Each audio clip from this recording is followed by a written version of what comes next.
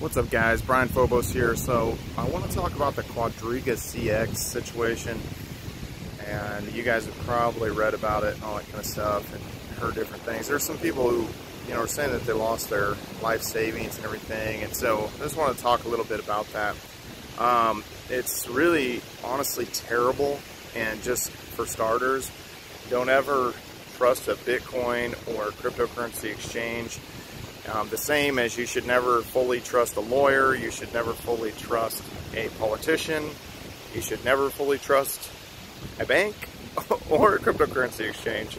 So let's kind of drill down into this. So I actually know a lot of people just kind of throughout my time in crypto since 2013 who have had different situations with the cryptocurrency exchanges and essentially lost their money.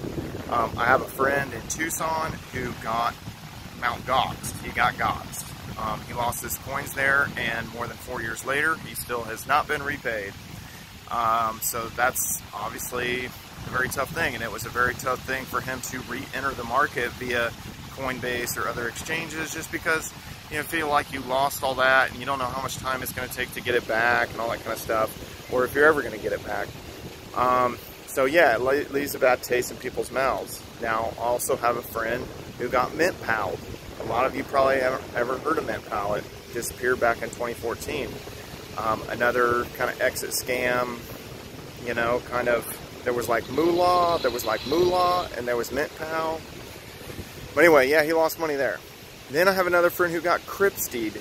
A lot of you probably don't remember Cripsteed, but I think it disappeared either in late 2015 or 2016. And Big Vern, the guy who was running it down in Florida, he just peaced out. He went to like China or something. I don't even know. Nobody knows what happened with him. There were some civil suits and stuff like that, but since the people lost their money, we don't ever know what happened with it. Then I have, let's see, who else do I have? Well, I have a friend from Steam who was on QuadrigaCX and got some fiat money that he had not allocated into positions, and he ended up losing that.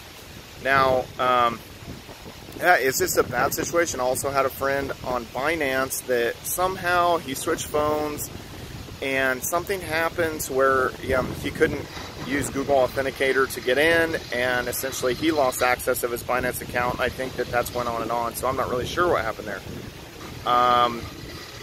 Also, people have had funds tied up for various reasons for KYC and, because there are KYC rules.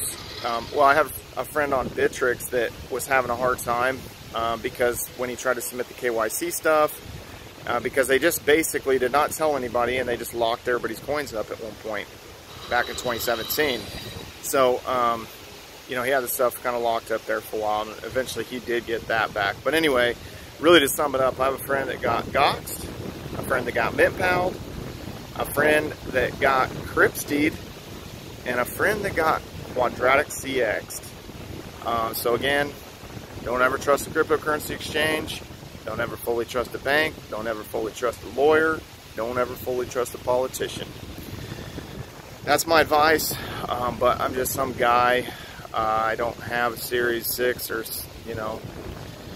Series 66 or Series 7. I never took those tests. I'm just some guy, so it's not financial advice. But that's just kind of the way I kind of look at things. Now, have I left coins like kind of hanging out on exchanges? Yeah, I've left a few $100s, and I do have some fiat still waiting, loaded in the chamber on Kraken and on Coinbase. Now, when it boils down to it, which cryptocurrency exchange do I trust the most out of any of them? Out of Bitrix, Coinbase, Kraken, Circle, Uphold, any of those. The one I trust the most, Kraken. I recommend Kraken. That's the one that I would say, it's a good exchange. They're going to do right. They're not. That's just my pick for the best. But anyway, guys, I do think it's a sad situation. People do lose their life savings. People see that, and it leaves a bad taste in people's mouths. And some of those people will never re-enter the market. They'll never come back to cryptocurrency.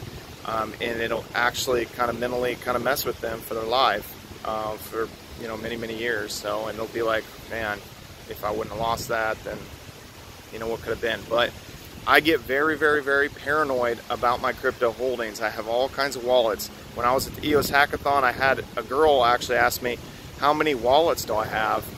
And, you know, I just kind of was like, well, what do you mean? Like, just EOS wallets?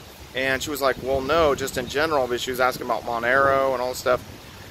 And I was like, well, for all cryptocurrency, like, I probably have 200 wallets.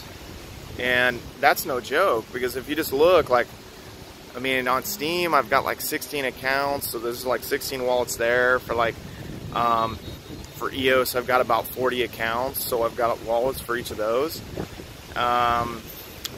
You know, and I've just got all kinds of wallets. So, yeah, it is. And you guys saw one of my previous videos of the different cryptocurrencies I own. So, yeah, it is worrisome. Like, I freak out, you know, and I try to like split everything up and don't keep everything in one basket. And some people, they kind of get lazy and do leave more stuff on exchanges than they should. And sometimes, like I said, I do leave a few $100 here and there on exchanges if I don't want to try to manage another wallet, or I'm not going to hold it for that long, or, you know, various other reasons. But for all practical purposes, just take the time, take a step back, and really kind of think about those funds, and act as if, you know, you are bitty rich, you know, because even if your crypto is only worth $1,000 right now, $1,000 can turn into $500,000. No joke. It can turn into $1 million. So anyway, guys, just be prudent. You know, I hate to hear these stories and stuff, and I've just seen them year after year with different exchanges. So anyway, guys, follow me on all social media at Brian Phobos. Twitter, Instagram, YouTube, Steam it. And before you guys leave a comment down below. Do you guys know anybody that got Gox, Cripsteed, MintPal, QuadrigaCX? What do you guys think? See you later.